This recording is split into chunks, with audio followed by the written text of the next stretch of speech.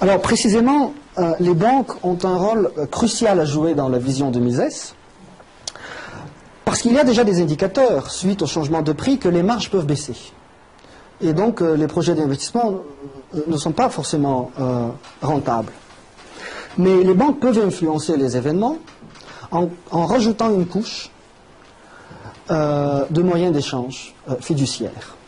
Et elles peuvent continuer à accroître les crédits dans l'économie en répandant encore plus cette illusion de prospérité économique. Et plus on avance, plus les banques vont devoir intensifier l'expansion de crédit parce que les prix sont plus élevés et pour attirer les facteurs de production, il faut faire une dépense monétaire plus importante. Et en réalité, les entrepreneurs se lancent ici dans une course contre la réalité. Ils pensent qu'ils peuvent réaliser des investissements nouveaux de manière rentable, mais ils ne le peuvent pas. Et dans cette course contre la réalité, selon Mises, ils sont à la merci des banques.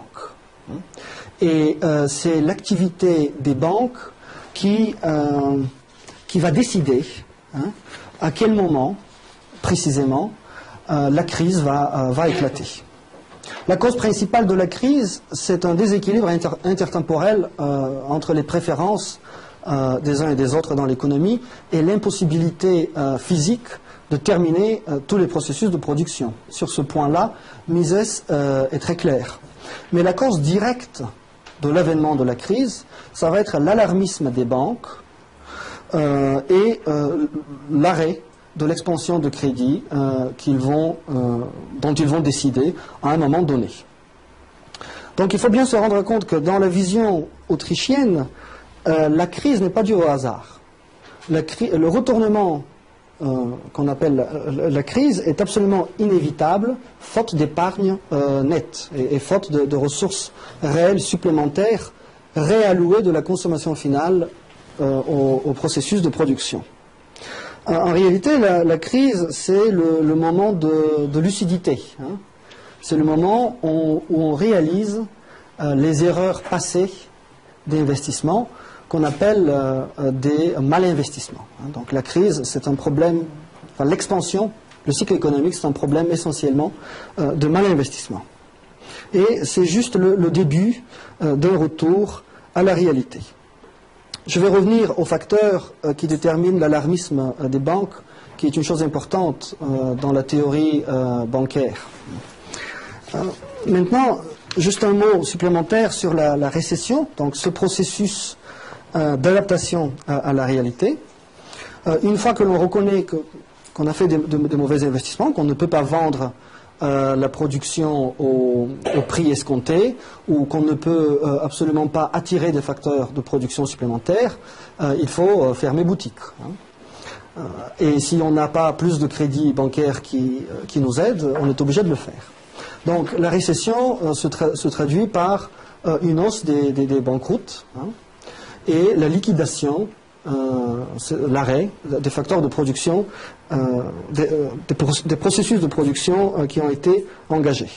Et donc dans cette phase, il y aura une baisse des prix des facteurs de production, y compris du travail.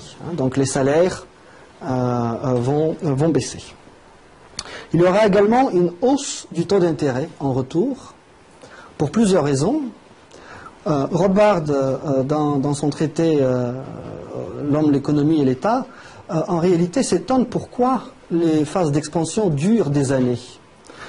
Il a l'air de dire que très vite une fin sera donnée à la phase d'expansion, précisément parce que les consommateurs n'ont pas modifié leur choix intertemporel. Et il y a déjà au moment de l'expansion une tendance interne à l'économie de marché à ce que les taux d'intérêt remontent. Les taux d'intérêt, dirait-on, originels. Précisément parce que l'équilibre du choix entre consommation présente et consommation différée, lui, n'a pas changé.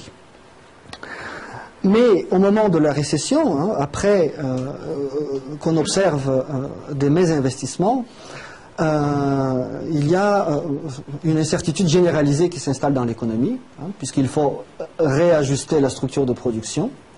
Et à ce moment-là, les banquiers vont également demander une composante entrepreneuriale qu'ils vont ajouter au taux d'intérêt. Donc le taux d'intérêt de marché, il est formé de quelques composantes. Le taux d'intérêt, dirait-on, l'intérêt originel qui correspond donc aux préférences intertemporelles des individus, mais également une composante entrepreneuriale qui rend compte du risque particulier de l'investissement, et aussi une composante de pouvoir d'achat qui tient compte du fait que le remboursement se fait plus tard, dans une deuxième période, lorsque la monnaie aura un autre pouvoir d'achat. Et donc les taux d'intérêt vont remonter, également dû à cette composante entrepreneuriale supplémentaire. Il y aura une pression supplémentaire sur les prix, nous dit Rothbard, parce que dans ce climat d'incertitude, la demande pour la monnaie va augmenter. Donc les individus vont préférer détenir des liquidités. C'est exactement ce que le professeur Huysmans a expliqué ce matin. Et cette pression supplémentaire par la demande accrue de monnaie, en fait, elle va avoir un effet salutaire. Parce que plus les prix baissent, plus il devient économiquement rentable de réemployer des facteurs de production qui ont été mal investis. Et en fait, c'est ça la phase de récession. La phase de récession, c'est la phase d'ajustement de toute la structure de production, de libération, pourrait-on dire, des facteurs de production qui ont été mal placés. Mais pour les employés, il faut une baisse de leur rémunération pour rendre leur réemploi économiquement rentable. Et au moment de la récession, il n'y a pas de perte physique. Les facteurs de production ne sont pas détruits, c'est seulement leur valeur qui a disparu. Et on pourrait peut-être dire que d'une certaine manière, il y a des facteurs de production qui ne seront plus jamais utilisés s'il y a du capital inconvertible. Mais ce capital inconvertible lui-même, on pourrait peut-être le réemployer à l'avenir si une épargne supplémentaire est constituée. Et donc la phase de la récession, ça va être la phase de la réalisation qu'on s'est appauvri. Qu'il y a eu un appauvrissement généralisé. C'est la raison pour laquelle ici, le développement effectif de l'économie est au-dessous du développement potentiel. Et cet appauvrissement, il est véritablement réalisé au moment de l'expansion et non pas au moment de la récession. C'est ça la vision autrichienne. Le moment de la récession du cycle économique est celui où on va réaliser réaliser le fait qu'on a commis de mauvais investissements et où on va commencer la reprise. Et cette reprise, elle nécessitera un effort d'épargne supplémentaire si on désire réemployer les facteurs non employés. Alors, je reviens maintenant à ces facteurs de l'alarmisme des banques, parce que c'est un point important chez Mises. Il faut expliquer comment ça se fait que le retournement arrive.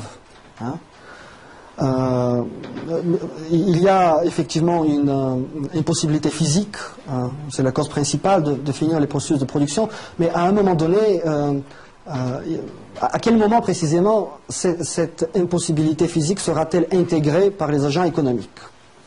Et donc le point de Mises est très clair ici, ce sont les banques qui vont décider de ce point.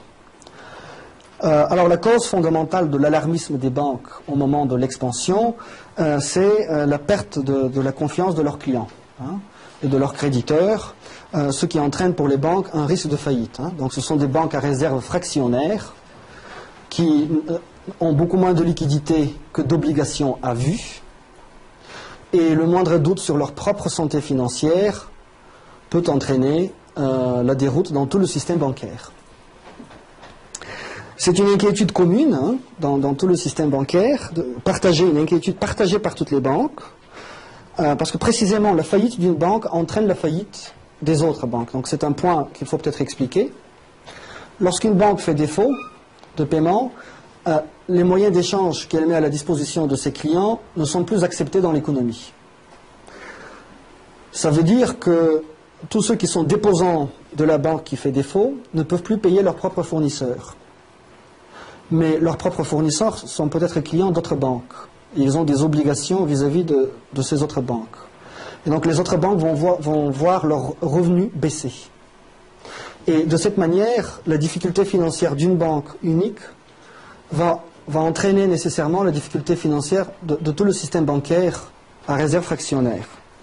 Et comme c'est une inquiétude commune et que les banques le savent, d'habitude les banques se lancent dans une expansion de crédit coordonnée.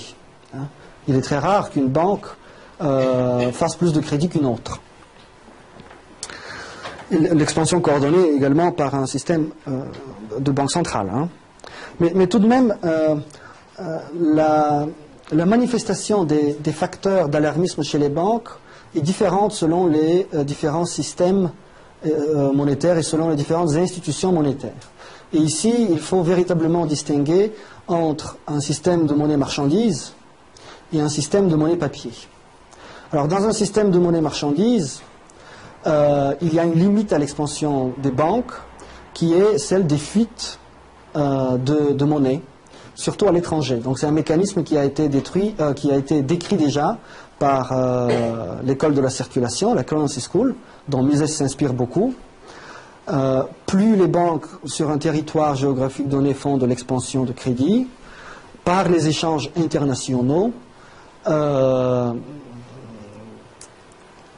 les vendeurs de marchandises étrangers qui reçoivent donc des créances sur ces banques domestiques vont demander à un moment donné le remboursement en monnaie marchandise, or et argent.